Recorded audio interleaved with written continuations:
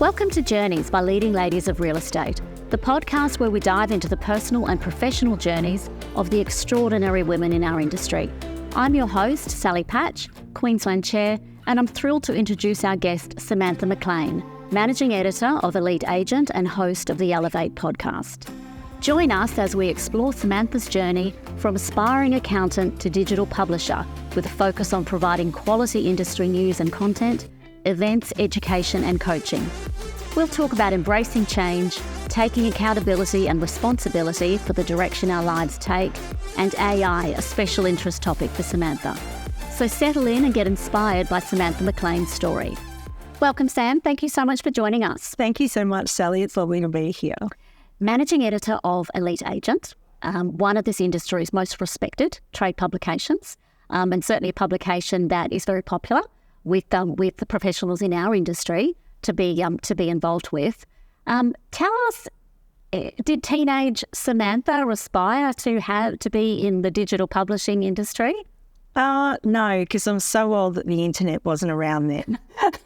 So I didn't really. I did. I think want to be a writer, and the teachers at school said, she's got some talent in writing, but my parents and my grandparents always wanted me to be an accountant, and so I didn't become the writer that I thought I was going to be out of school. I went and studied accounting instead. To make your family happy? To make the family happy, yeah. And did you pursue that? Did you graduate as an accountant? Yeah, well, I'm from the Central Coast of New South Wales originally, and going to work for an accounting firm. It was Ernst & Young at the time. Ernst & Winnie at the time. They had these great cadetship programs where they would pay to go through. They would pay you to go through university, and no one else in my family had ever been to university before. So I decided that was the way I was going to do it. I applied for several jobs. I got one with Ernst & Winnie, and moved to the big smoke. And what did those early years of your career look like? And you mentioned yourself it was pre the internet. How different was the work environment and the workspace pre-internet? It was very different, actually. Computers were just starting to come into the forefront. That's really aging me now, but I do remember doing some stuff at school on a micro-B computer, and my boyfriend actually at the time, he had a computer as well, which made him very attractive because I was really into the technology and stuff like that. So, but I do remember even back then when I was 18 or 19, the computers were like these big sewing machines that you had to lug around. And I used to, because I was the most junior person in the office, I was the one that got to carry the sewing machine. So I think it's fair to say you had quite a successful career in the tech industry. Can we talk about that? Yeah, well, look, like everyone, my career's had its ups and downs, but I really decided I hated accounting, like with a passion. I think it was a good grounding for me in terms of, knowing what a debit and a credit was, which has been good for business later on in my life. But I really wanted to do something more creative. There's always been that creative spark in me. And I just saw technology as something that was new and different and exciting. And, even back then moving at quite a rate of knots, more so than just, anything else that I was doing. And so I left my job with a chartered accounting firm, but got another job with another chartered accounting firm as a computer operator, which I thought was beneath my pay grade at the time. But it didn't take long that I sort of made myself indispensable to a lot of people and ended up with a job that was way above my pay grade for a 22-year-old. Ended up being sort of their technology supervisor or manager, and, had no business at that age. But, just loving life. And that led to another few opportunities in technology, which sort of led to I changed from accountants to lawyers, and then I went to work for British Telecom and did a bunch of stuff, not just in Australia but around the world.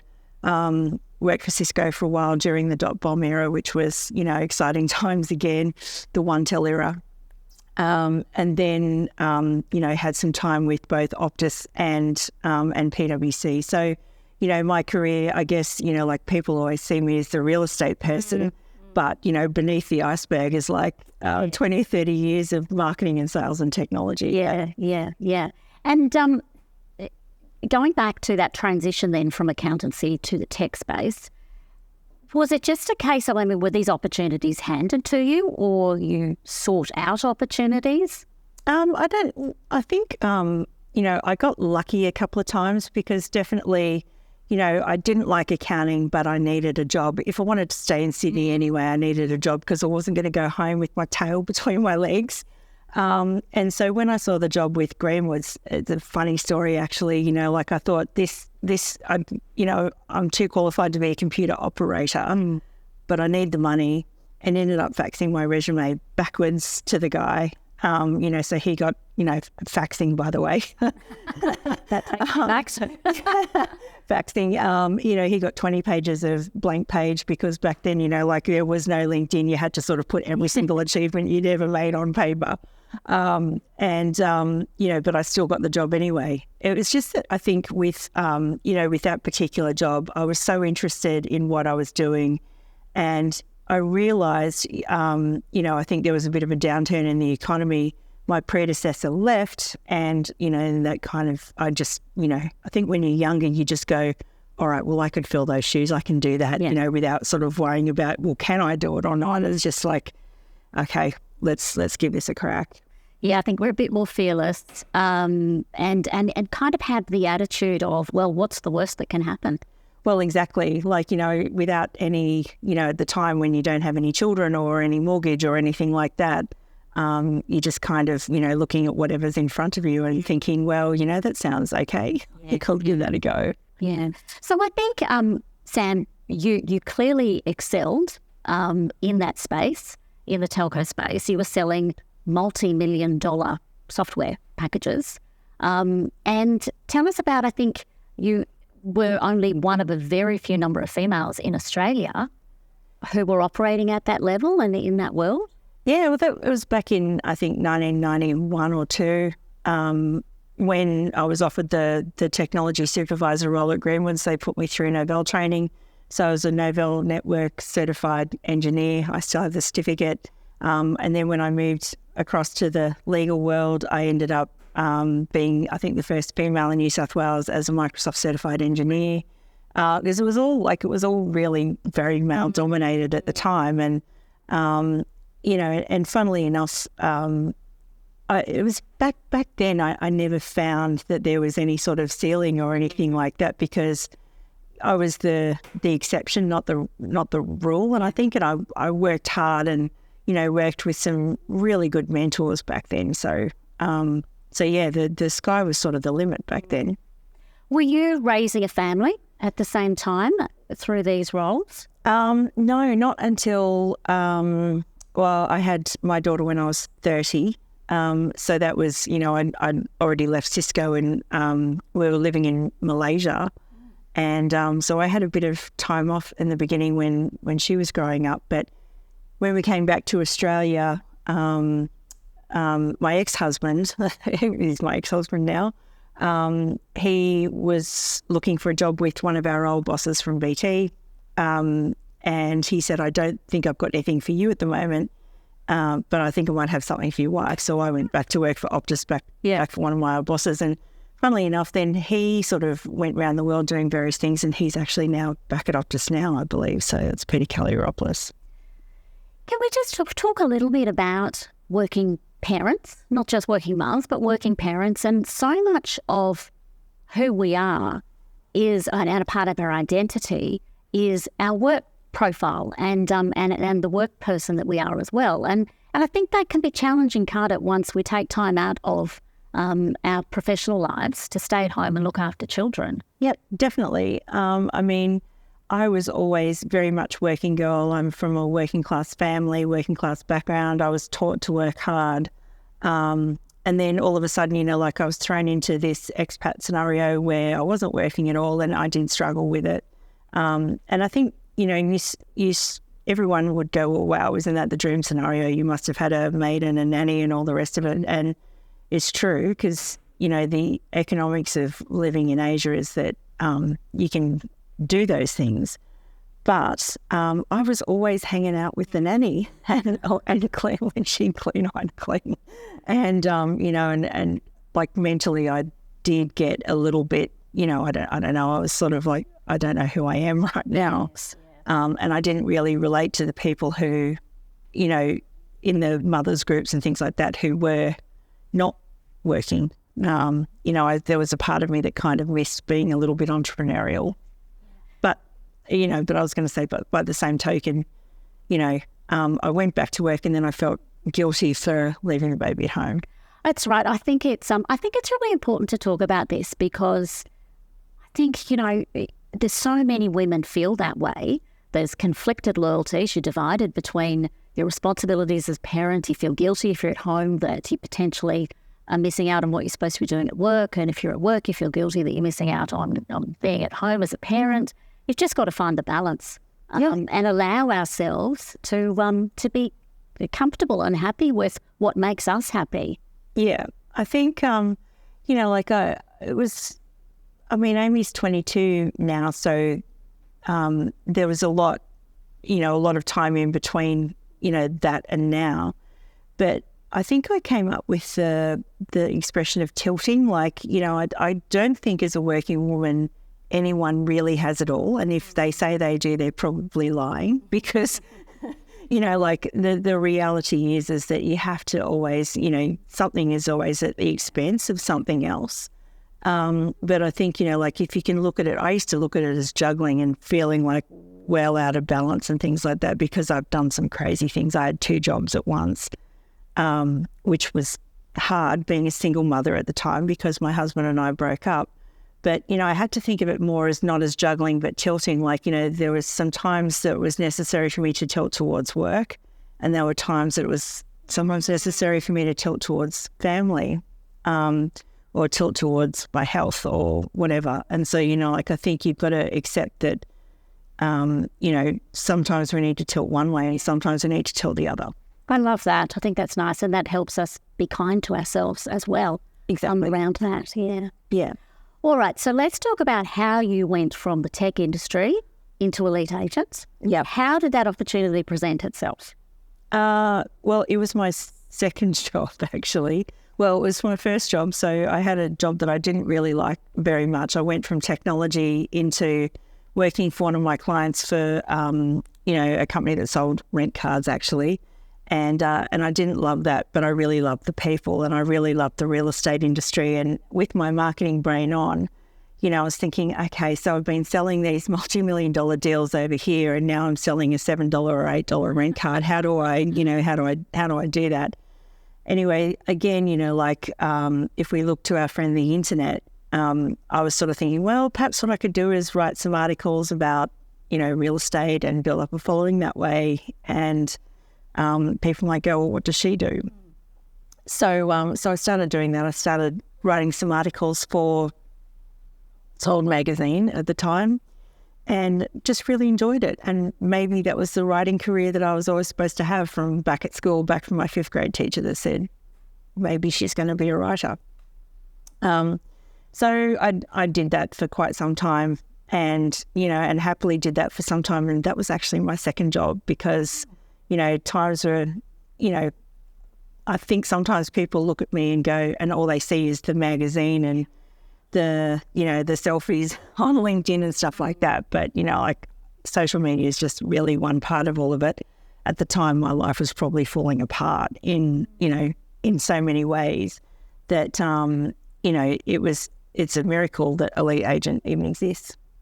And you touched on then, Sam, and that's exactly where I wanted to go is we do often focus on an individual success because that's when they become visible to us. But there are so many steps in the road along the way for them to get there. And I think it's about goal setting, isn't it? Can we talk about that? And can you tell us about your ARIC moment? Oh, yeah. Okay. So, I think the difficult thing was, again, and, at the forefront of social media this time, because who I was working for, I was sharing a lot of content on Facebook and things like that. And so people thought I was that magazine. So when that magazine ceased to exist, everyone just said to me, why don't you just create your own magazine? simple. But, the thing is I had no job, no money and no magazine. And no qualifications in journalism either. So, it was not as easy on paper as it looked. But, I did think there was something inside of me that said, maybe there is more to come.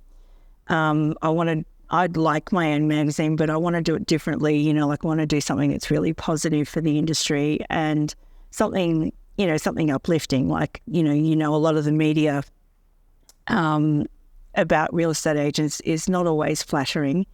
And I think, unfortunately, I've gotten to know a lot of really good people in the industry, and I think that impacts everyone. So, when someone even close to the industry puts out a headline saying agents stole money from the trust fund or something or other, it actually affects everybody.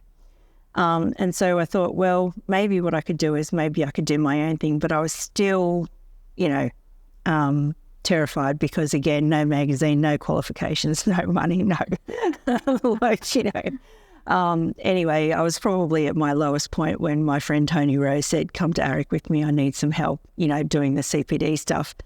And I said, no, I can't possibly go to ARIC. I can't afford to do my hair. I can't afford a flight. And I don't want to talk to anyone because after the magazine had folded, everyone thought it was my magazine. So I don't want to talk to anyone. I don't want to answer any questions. No. And then another week later, I got another call from the organisers of ARIC who said, you're not going to be up here, are you? Because, John's looking for someone to take notes. For people that don't know, like John McGrath always has someone sitting taking notes in the industry to make sure that the conference is adding value. He likes to have a look at them afterwards. So, John's note taker's not available, so do you want to take notes for John? And, who says no to John McGrath? So I went and bought myself, hair colour from the supermarket, cashed in all my frequent flyer points, got myself a room at the Bates Motel in Surfers, it was horrible. Rang my friend Tony and said, I'm coming to ARIC, and, and the rest, they say, is history. I was sitting there and, funnily enough, listening to a guy by the name of Chip Eichelberger, who is actually, so this is 10 years ago at ARIC 2014, and he's actually back for ARIC 2024. And so amazing is his, I don't know, I'm not much of a rah-rah girl and not much into the motivational speakers, but he had me saying yes, yes, yes, yes, yes. And then I tweeted something and that was it. I said that there would be a magazine by September 2014. And there was. And then so you had to hold yourself accountable? I had to hold myself accountable to that, yeah. That's interesting. Is that something that you've continued to do then, Sam? Is that you set yourself these goals, you make it public? Because if we make it public, if we verbalise what it is we want to achieve, then it does help to hold us accountable. Yeah, I would explain it that way now, but at the time I really... I didn't know that, but I do think that the three things that, you've really got to own in your life is ownership over your own destiny, accountability for what you want and taking responsibility for yourself. And, I come from, there were a few things that happened to me where I was blaming other people. I was sort of thinking that was their fault or someone else's fault or what. And, to a degree, they probably were to blame. But as soon as I took that off the table and took myself being a victim off the table and became accountable for it, then, that's when other people start to show up for you and things start to happen. And, so I do think ownership and accountability, not that happened to me, woe is me and it's their fault, but that happened to me. What can I learn from it? How can I move forward? Yeah. How does this make me grow? Yeah. How can I grow from there? Yeah. Yeah. It's like jiu-jitsu, you win or you learn. Get hurt along the way. Yes. yeah, exactly. Now, there's an expression you have used, and I've heard it a couple of times, and I love it. You don't have to see the whole staircase to take the first step. What does that mean to you? Yeah, so again, for somebody with no magazine, and making such a public commitment, I actually thought, well, how am I going to do this? But I think Ida Buttrose says that, and I think there's a famous quote by old Mendino as well, I'll just take one more step, one more step, one more step. So if you keep taking steps towards your goal, you don't have to see where the ultimate position is. Like, I couldn't see myself now. 10 years ago, me could not see me now sitting here talking to you.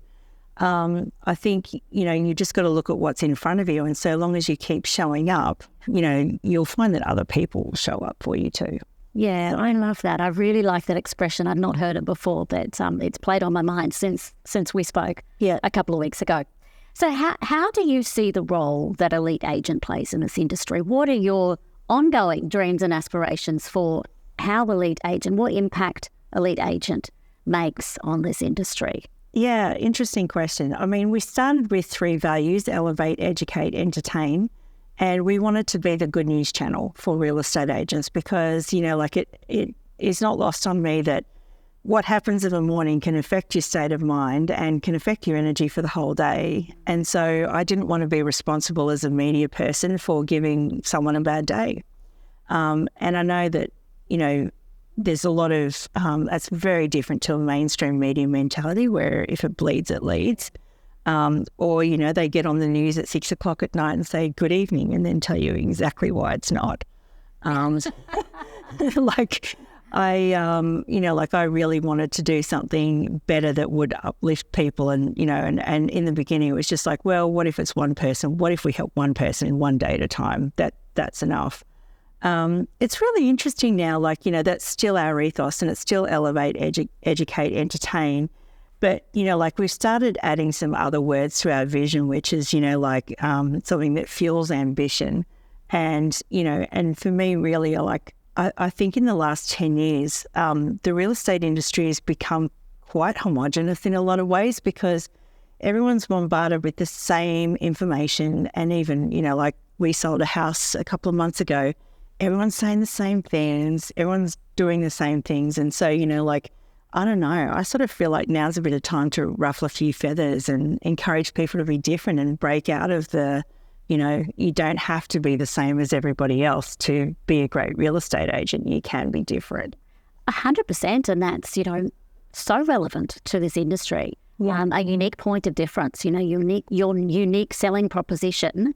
We all need to have that. Yeah, absolutely. You don't, I mean, a lot of people, the success leaves clues thing, yes, success does leave clues, but it doesn't guarantee it. If I was, in digital publishing, I listen to a lot of Alex Hormozy, for example. He gets on stage wearing Crocs. Now, if success left clues, I could almost look at Alex Hormozy and go, should I be wearing Crocs on the stage? But am I pro Crocs or anti Crocs? Yeah, it's absolutely not me. And if every speaker started wearing Crocs on stage because Alex Hormozy does, well, but I think it's time for, real estate agents to reclaim their uniqueness, actually. Yeah. Let's talk about dealing with change, and you have touched on that a bit this morning, and you've dealt with rapid change across the publishing industry. And I've heard you talk about AQ. It becomes the new EQ, with AQ being adaptability quotient.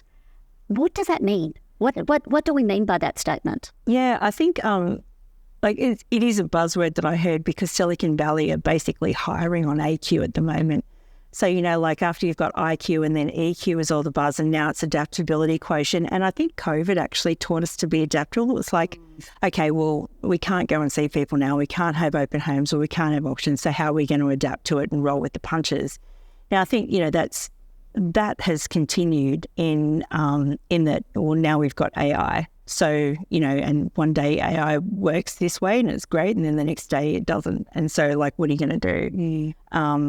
You can't say, I think the days of saying, well, we've always done it this way, with that base, we've always done it this way. They're over. I think you've actually got to go, all right, well, this is the world we're living in now. How are we going to adapt? Yeah, how do we stay relevant? How do we roll with the punches? How do we use the gifts that have been given to us, technology-wise and everything else-wise? Rather than sort of going, all right, well, let's just wait and see what happens. I think, we need to be a bit more ready and open to change. Yeah. And I think change often brings with it, or has come, maybe a byproduct of it is setbacks. and, disappointment, and it's uncomfortable. Change can be really uncomfortable for people, but it's about trying to find the learning opportunity in there and the opportunity for us to grow. Yeah. Well, somebody wise once said to me is that people won't change unless the pain of changing is less than the pain of staying the same. And so, it's got to be, for someone to change what they're doing or how they're doing it, unless you're Madonna, obviously. And, there's got to be a big impetus for it because it is so uncomfortable. But I think, these days, like when I feel uncomfortable about change, and I have a lot in the last 12 months when we decided to stop printing the magazine and all the rest of it, I almost think, well, I'm feeling uncomfortable and just a little bit queasy. Well, maybe I'm in the right place. Yeah. And there's an expression that I heard that I have kind of lived by for the last maybe close to 10 years, and that's if you're not feeling uncomfortable, you're not growing. Yeah. And I love that. And I think it's what you're saying as well. Yes, is change. It's uncomfortable, but it's growth. It's the opportunity for growth. Yeah. And you win or you learn. Yeah. Where do you think we should be investing our time and our energy at the moment on upskilling ourselves to stay relevant, to stay abreast of the change? Well, obviously, I'm crazy interested in AI at the moment because it's been the biggest thing since social media. And obviously, I think that, everyone sort of needs to get on board with that because there are unfair advantages to be had everywhere if you can use AI well. But, along with that, I think everyone needs to be really honing their relationship building skills because there will be things that AI can do. And people will expect AI to do those things. And, I think real estate agents even too will let AI do those things. But what are the things we're going to pay you for in the future? And so I think that's where we need to be thinking now is how do we hone our relationship skills? How do we tell better stories? How do we serve our clients better? How do we make them feel seen? That sort of thing, because that's the things that AI can't do. Yeah. So you are a huge advocate, for AI. It's a very area of special interest for you when you write a lot about it. Yeah. And look, you had a previous career, you were selling $1 million tech solutions. So you were never going to not embrace AI and really challenge yourself around it, which is wonderful. And if I understand correctly, your position on it is, let's use it to make us more efficient, to free up for those mundane tasks, to give us more time to develop better relationships, the things that AI can't help us with. Yeah. AI can't read body language and facial expressions and that. So it's not human, whereas let's do the human tasks. Might be able to in the future. Okay. But look, I think, but also, let's just think about some of the things that really take up time for a real estate agent. Like, what about summarising open home feedback? Like, can I summarise my open home feedback and then maybe use it in such a way that the next time I sell that place or somebody else from the company sells that place, that we can look at the problems that the buyers had with it and then maybe have a talk to the vendors about what the problems were initially and how we can solve them and how we might obtain a better price for the market conditions and all that aside. But, I think using AI, there are several ways that you can be quite proactive as an agent. Like, if you're smart about it, it can actually help you win more listings. Like, it can help you prepare for a listing presentation or an appraisal. And really, if you can use AI well, I think it can actually show off your chops as a marketer. And that's really, apart from the relationship side of real estate, that's what we do is we market property. Yeah. So we use it for good. We use it for good. Better human connection. Yeah. Tell me, I know there's a story about you used AI to help you renovate your backyard. Yeah, that was so funny that we were renovating our house at speed last year, and I'm not a renovator. I'm a writer. Like, my husband's a renovator. And he was, he had a tiler on standby. And at the time, it was really hard to get the trades in the Gold Coast. And we were also running towards a deadline, for photos and auction and stuff like that. So he said, you have to choose tiles now. And I kind of went, now? It's going to take me a week to choose the tiles. He said, you don't have a week. And so I started locking up some photos of in Midjourney of what the house might look like with those tiles. Anyway, that when I was talking to the Courier, not the Courier Mail, the Gold Coast Bulletin, they thought it was interesting enough to write a story about it. So, yeah, they called it the house that AI built, which my husband was like, hang on, I had. And were you happy with the outcome? In terms of the AI vision board? The AI vision board was incredible, and it didn't quite look the same way, but because AI likes to imagine everything sort of, large and beautiful. But it was good, and it it allowed me to choose the tile. I thought, okay, well, the tile's not going to look too bad. Yeah. So where do you think it's going to go, AI, then? So based on how we're using it now, our capacity to use it, where we should be using it, which you've touched on, how far is it going to go in terms of its use and applicability for our industry? I'd love to say I know the answer to that question, but I don't. I think Brad Inman, who runs the Inman conferences in the US, he said something last year which has stuck with me, which is our imaginations aren't big enough to see what's coming. And, and every day, like something new happens, because I generally write about the big things that happen and how you might use them in real estate. But, I think this is, what a time to be alive. I think we're sort of on this exponential curve of, amazingness. And, I really don't know where it's going to end up, but I am keen for the ride. Yes, yeah. I noticed that you acknowledged ChatGPT as a co-author if you use it. Yes, we do, because I believe in ethics and transparency. And, a lot of publishers aren't doing that. They're just using ChatGPT without acknowledging the fact. And, and I do think that that's something that people quite haven't worked out, like what should the policy for AI be, for example. Like, I think it's something principals, even in the real estate industry, will have to look at. Like, what's our acceptable use policy for things like ChatGPT? Who do we let use ChatGPT? What for? How are we going to use it for good? Blah, blah, blah. Do you think that, is it identifiable? Can you identify a script that has been written by ChatGPT? Yeah. There are certain giveaway words.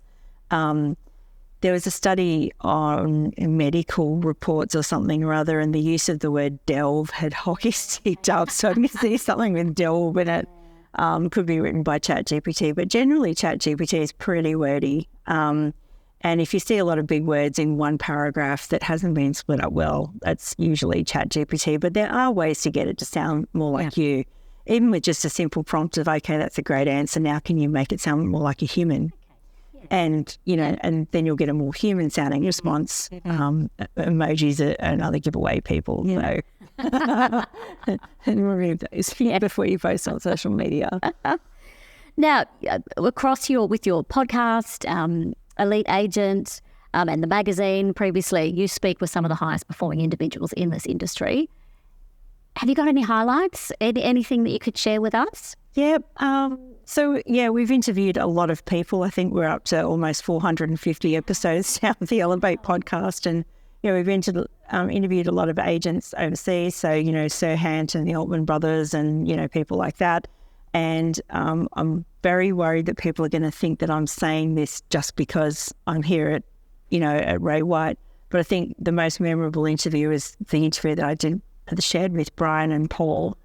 Yes. It's just such a special time. Yeah. And, Brian and Paul are such gentlemen, and, finding out about the history of the company with all of the leaves rustling overhead and the wind blowing the trees and the tin roof and everything, like that's something that I will never forget, certainly. And, Paul showing me through Alan's house. Yes. That was amazing. And Gavin also is a favourite. I think a lot of people think that they know Gavin because they see what they see on social media and on the TV and everything. But, I think Gavin's the real deal. I've known him for, almost since we started the Lead Agent. He's the only person who's been on the cover twice. Mm-hmm. And,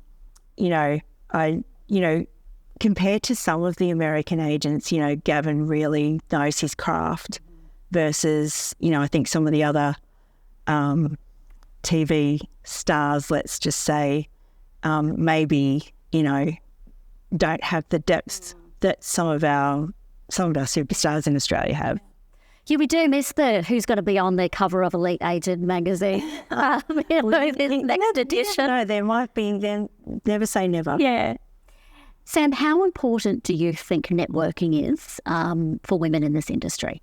Oh, I think it's super important because I think you can't be it if you can't see it, and I think it's up to us, as a collective to really nurture, particularly the young women that see real estate as a great option. It is a great career. I don't know anywhere where you can sit on the edge of technology, on the edge of negotiation, and making your own path that is anything like real estate. And so I do think that networking is so important. And the other thing is you just never know who you might meet. I went through, I go through periods of wanting to be a hermit because I am an introvert. And then there was 6 months after COVID where I just said, I'm just going to say yes to everything.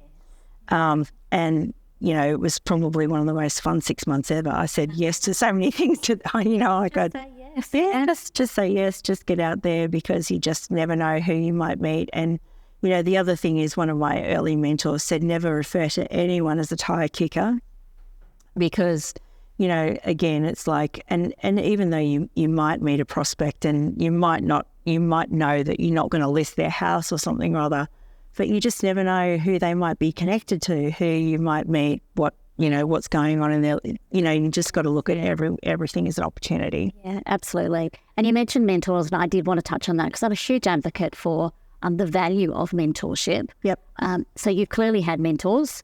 Do you still have mentors that you communicate with? Yeah, I've been lucky enough to have some really good bosses in some of the places that I've worked, and early in my career they mentored me. I don't think it was like a formal arrangement. I think it was just, this is how you do things. But actually someone said to me, you should never be coached by someone that doesn't have a coach. So yes, I have a coach now. I'm a part of a group in America. And two groups in America actually now that, I just find if you are the smartest person in the room, you're in the wrong room. You need to go and find some really smart people to hang around with and even if it's uncomfortable, which it is for me right now, but it stretches you. You should never stop learning. Yeah.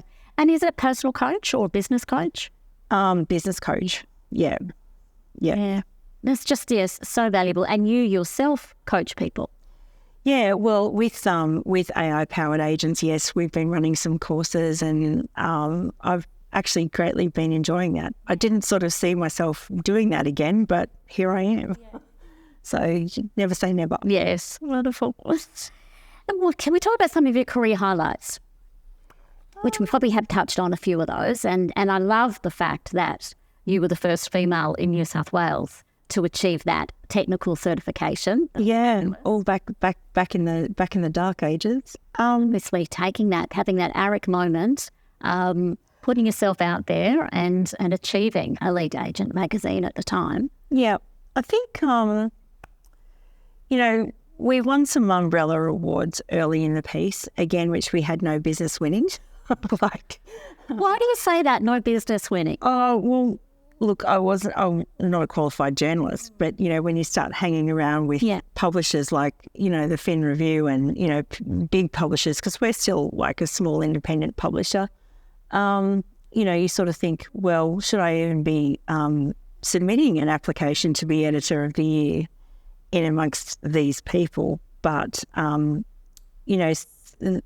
the awards aren't everything, but, it's nice to have the pieces of silver and, something that I certainly never thought would happen. But I think, every now and then I'll, I get lots of crazy emails into my inbox, everything from, can I be on the cover of your magazine to, whatever it happens to be. The emails that I love getting is the random ones where someone says, oh, I saw you were doing this and I just wanted to say that, Transform really helped me back then, or, because that goes back to that, that original ethos of if we can just help one person a little bit in a little way, then we've done our job. And, you know, that was, that those things are the proud moments when, you know, you get those emails and you go, oh, what, you know, that's why you do it. Yeah. So if we just go back to that statement you made around, I don't deserve to play in this space. Yeah. So how did you overcome that thought? Yeah. To then go, well, hang on, I am going to put myself forward for this recognition. Yeah. And certainly the validation then came because you achieved the recognition. Yeah. So the imposter syndrome never goes. Like, even I will still comment to some people, I'm just a girl from the Central Coast, you know. And I think, you know, but again, that's the thing that you've sort of got to ask yourself, well, is it true? Is it really true? Is it really, really true? And I think over a period of time, you know, as a leader, our team used to get really excited about those awards. And, you know, if not for me, for them. It's funny, you know, I think, again, another misconception about me is people look at me and think, oh, it's easy for her to get on camera, or it's, you know, for the record, I'm sweating. And, you know, it's not easy. It's never easy. It's not easy for anyone. But, you know, the thing is like, no one's going to pay you for fear. No one's going to pay you for fear. Yeah. No. And, yeah, full stop, I think. Yeah. Because, you know, in real estate, the people that don't want to market themselves or that don't want to, they go, oh, you know, I don't want to do that Facebook Live, or I don't want to do that. You know, look at Josh Teslin. He knows no one's going to pay him for his fee. He gets on camera and does the job. Yeah. So on that, having said that then, how do you define success for you personally? What does success look like for you? Oh, I don't know. It's success for me would equal freedom. I think the freedom to do what I want and when I want. And I don't think our business is quite at that point now. Like, I think we're still working hard on how do I remove myself from the business a little bit to be able to do some of the things that, you know, that I would like to do, or, you know, even like I'm getting to the point where I'd like to travel. You know, we had this crazy idea where we wanted to podcast our way across the USA, just picking up agents and, you know, like maybe offering them Tim Tams and some Vegemite toast and just, you know, just something mad, you know. But you know, we've never been able to do it. So it's funnily enough, this is why I got myself a business coach, is because we're quite focused now on how do we structure the business so that, you know, I'm not the roadblock. And, you know, it's a common thing that, you know, I see out there with some of the people I interview too, you know, like we like to think that we're indispensable, and maybe even a little bit like, you know, I'm a bit of a control freak at times. I'm in therapy for that.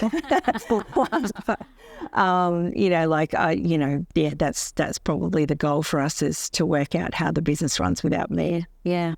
What a fabulous dream. I love that. I would tune in. That sounds great. Wonderful. If you could sit down to dinner with one woman, dead or alive, who would it be? One woman.